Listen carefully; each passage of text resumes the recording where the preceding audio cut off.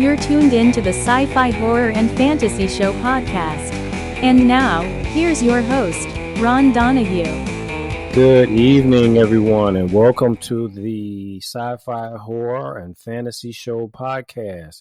I'm your host, Ron Donahue, and tonight I'm joined by my co-host, Jeff McIntosh. How are you doing, Jeff? I'm doing fine. Happy November to you, Ron, and to all our listeners. And I hope everybody had a great and happy Halloween, and you scared a bunch of trick-or-treaters. What did you do for Halloween, Jeff? Did you give out any candy or anything in particular? Well, my kid's birthday is the day before Halloween.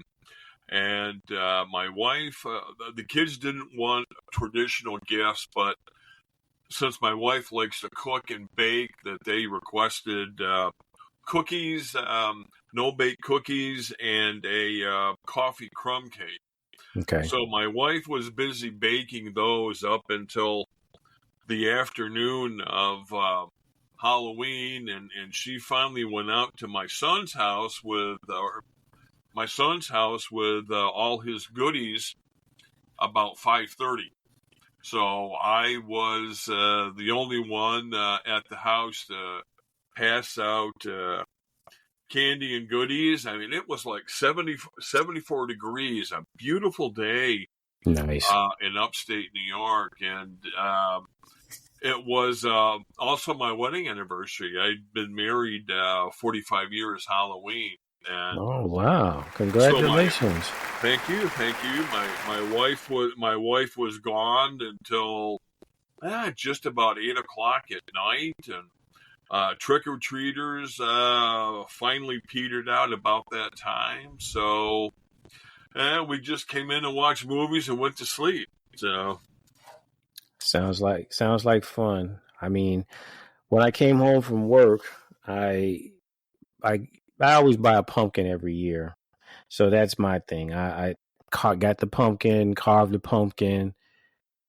I don't use a candle. I have this light that goes inside that changes colors and whatnot. So I do a video of it every year and sent the video to my daughter in school so she could see it. And my wife put out candy, but we don't have a lot of kids. I don't know what happened. After COVID, we used to get like tons of families, people dressed up in costumes and kids coming by and decorations, through my development and what have you. But now my neighbor, she stuck up like two skeleton cardboard cutouts, and she did have a Jack Skeleton light outside, but I only saw that one night. I don't even think she put that out, and I don't know. So I think a couple kids came. I think the last ones came before my wife bought the candy and was just before 9 o'clock. But we don't have a lot. Well, I don't know what happened, but we don't have a lot of trick-or-treaters anymore. So I saw about 100 kids. Wow. And my wife was asking one of her friends, and she said, well, I think that I had around 450. Okay. I said, wow.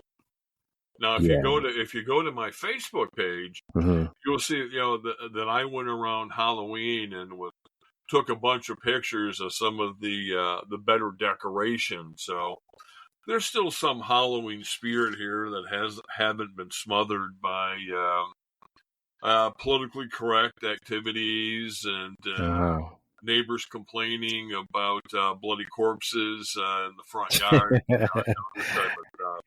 Okay. That was it. I know I watched one of the movies, one of my yearly. Oh, I know exactly what I did. On Halloween night, I watched Trick or Treat.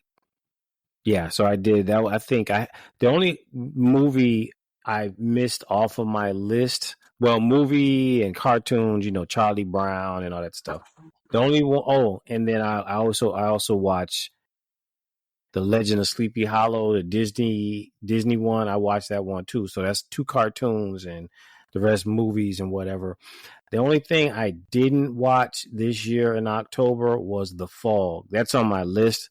I just didn't get a chance to see it, but Yeah, I can watch that anytime throughout the year. It's not really a Halloween movie, traditional Halloween movie anyway. It's just one of my favorites. But I did every year I watch Hocus Pocus, and I usually will watch it about once a week until Halloween. And this year I didn't hit.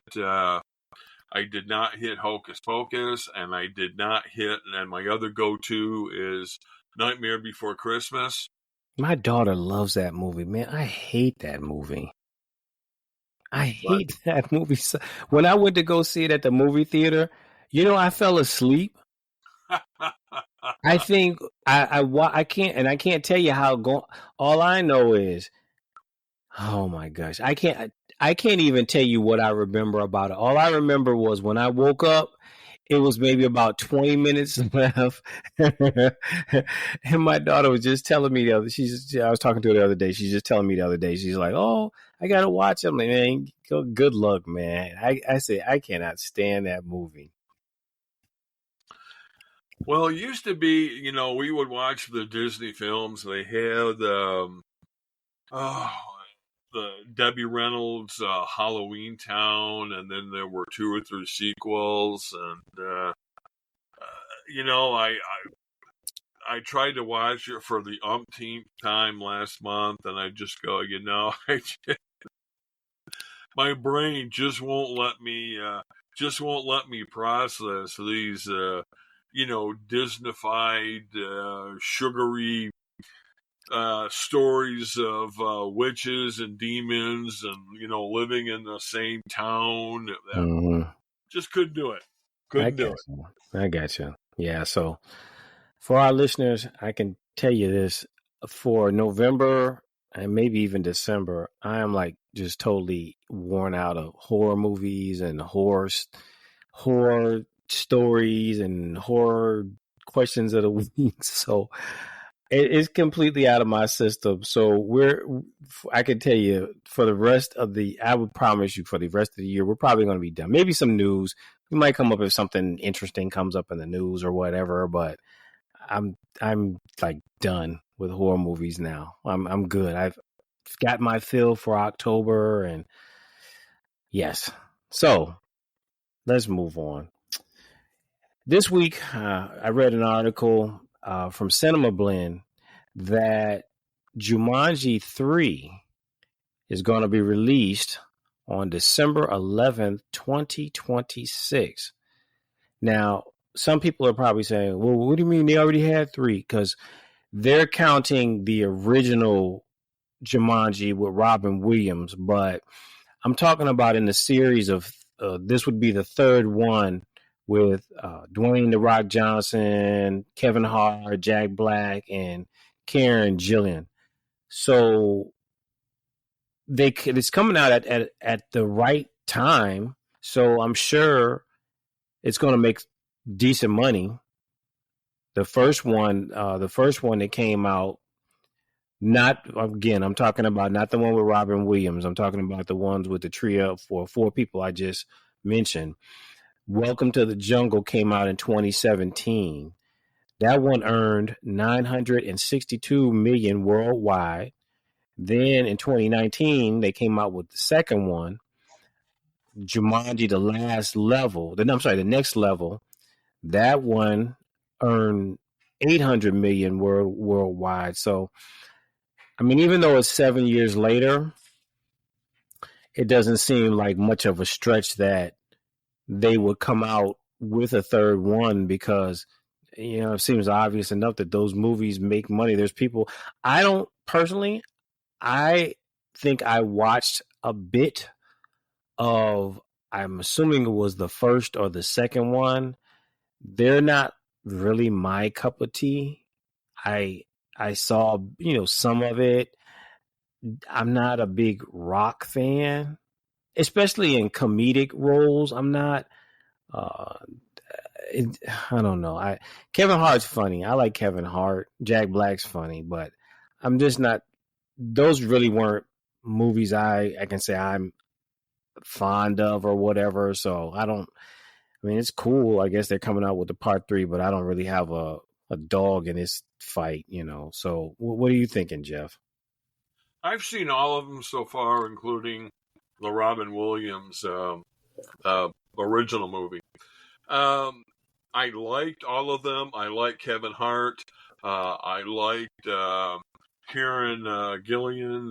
There was a scene in one of them, I can't remember, where she has to fight all these 3 or 4 other bad guys, and she kicked everybody's butt. And I know it's not real, but I got a kick out of them. Mm-hmm. But they're the kind of movies, at least for me, where they're kind of like an appetizer. Mm-hmm. I can go in, I can watch it, I can enjoy it, and then I can say, okay, what else do you have? I have never gone back and been flipping through Netflix and all my other streaming platforms, and I'm never going to say, hey, here's Jumanji 3. What do you think? You want to watch that? Well, you got something else. Mm-hmm. Depending on the script. I mean, Jack Black is always entertaining. I don't know that I would necessarily go to the theater and see it at $15 a ticket. I might be more likely to go to the drive-in, but we're moving into winter here in upstate New York, and drive-ins are going to be closed until probably April of next year. So, and you can't even you can't even go to Redbox and get it for a couple of bucks, because Redbox is pretty much over and done. They're if they're not dying now, Mm-hmm. they are well on their way. Yeah, I heard about that. I did hear about that. You know who Karen Gillian plays in the MCU, right? She played Gamora's sister, who's Nebula. That's right. Yep, that's her. I remember her best though because she was Doctor Who's companion, and she did a couple episodes with the Weeping Angels. Okay. I think that they were called, and that's if anybody hasn't seen those episodes, Mm-hmm.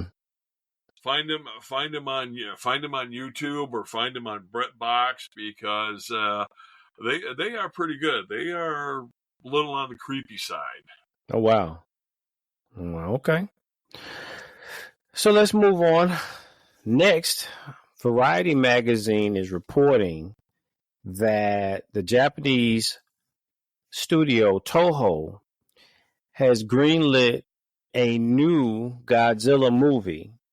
This is coming after the very successful Godzilla Minus One movie that came out. That was the last Godzilla movie out at the theater. The director Takashi Yamaka, I'm sorry if I'm messing up his name, Yamazaki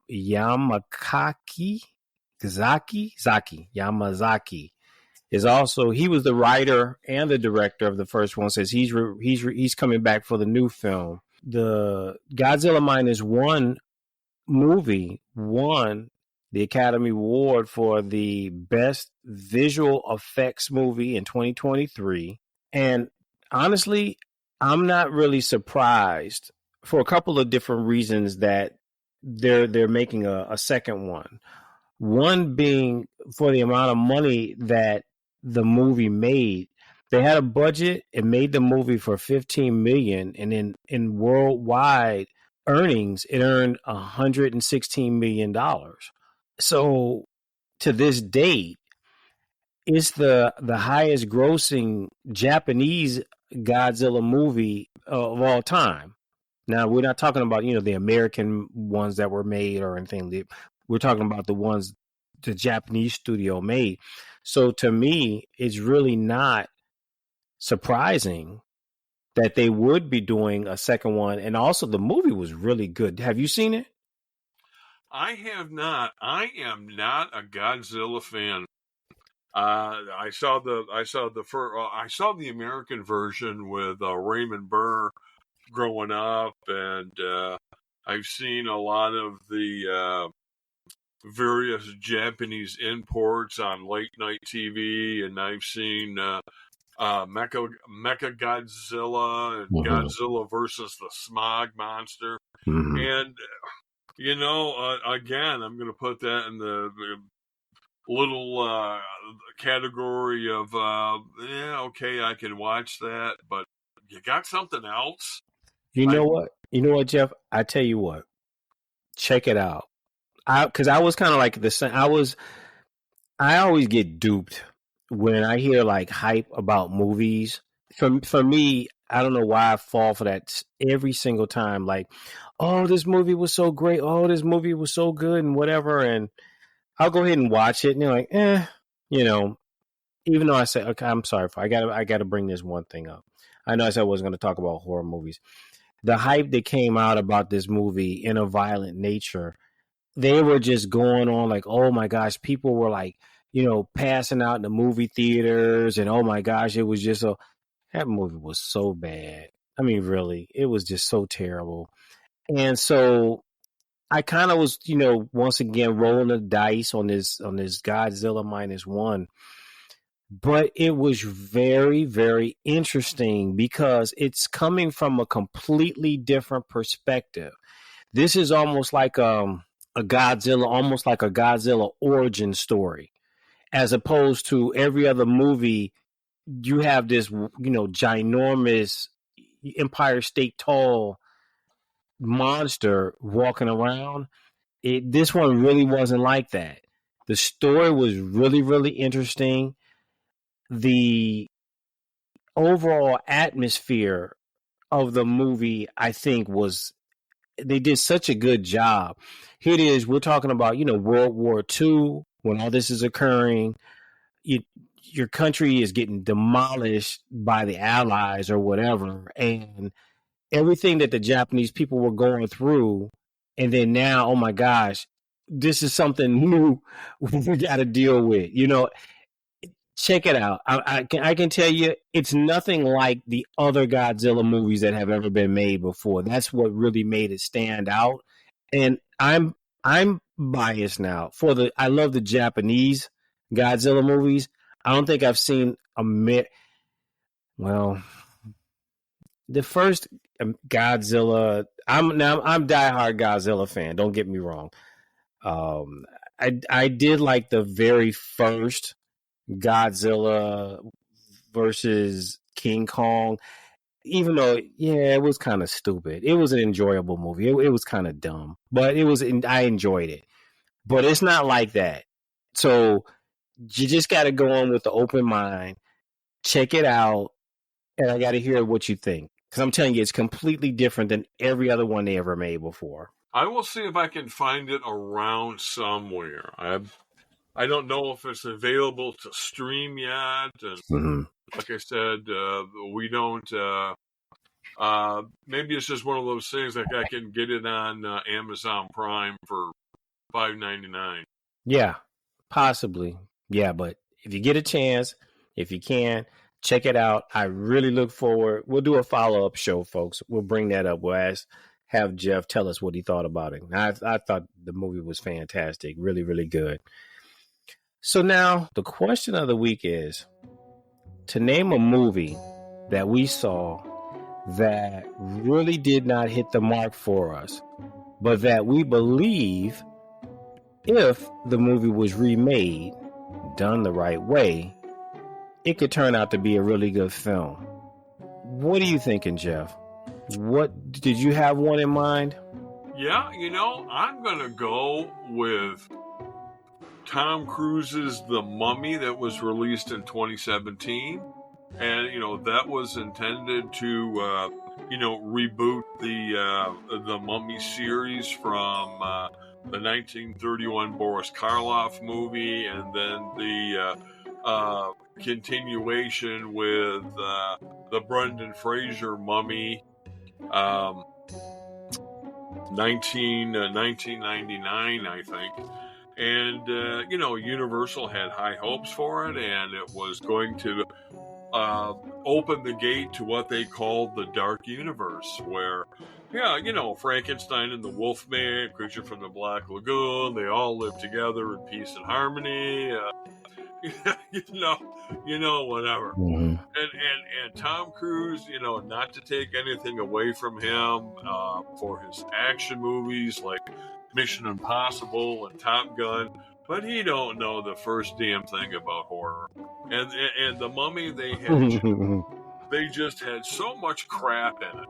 They had the plot of the princess coming back to life, and she's going to take over. And then they have Henry Jekyll, who's still alive, and he works for the British government in some kind of a secret organization that is designed to act against supernatural threats. And it was like, yeah, it was. Who was responsible for this screenplay? And I think if you were to recast it and have somebody judiciously go after that script, that could be a decent movie. But this Mummy was not that movie. It was terrible. Yeah, that was a horrible movie. Really, really bad. I mean, the thing I'll give them points for, some points, not much. It was a new concept in that now they had the Mummy as a female. I don't think that switching genders, makes the film that much better. I mean, I understand the whole idea. It was basically the same thing as the original Mummy story, but now it was a princess involved and whatever. But that was a terrible movie. That was a terrible movie. And I guess you're right. Who knows? It appears that they're already planning new Universal monster movies or whatever. So who knows? Maybe the Mummy. Maybe they might do another reboot for a Mummy. Maybe we might get a good one after all. The movie that I said, it was kind of hard. I was thinking about a number of ones that I said, well, they could have really done a lot better. But the one that really comes to mind for me, because it was such a disaster coming off such a great first movie, was that Wonder Woman 1984. That was so bad. I mean, really. And what made it worse, Patty Jenkins directed the second one as well. Patty Jenkins directed the first Wonder Woman movie. That was amazing. Because remember, we have a new DC universe now with James Gunn. But out of all the DC movies that had come out at that time in that universe, man, Wonder Woman stood out. That was so good. That was such a great film. But when it came out, and honestly, I was excited for the second one. I understood what the concept was, and Wonder Woman is kind of like a god, so she doesn't really age. So it was really not a big deal that she looked the same in 1984, as she was fighting in World War II. But just the whole premise was stupid. It was, and even out of like all the villains that they could have put her up, I mean, she's fought some like major villains in the DC universe. They put her up against, what was it? The Cheetah. Yeah, I mean, that's like the least powerful, villain that she could have fought. It was just bad all around. You see, they never made a third one after that one. So it kind of reminded me of Dallas, when they killed off Bobby, and then a few weeks later, a month later, next season, I don't remember the time frame, it was like, it was just a dream. Bobby's still alive. Kind of reminded me of that. It's like, oh, I made a wish, and my wish is that you were still alive, and here you are. But you got to die again. This time. Exactly.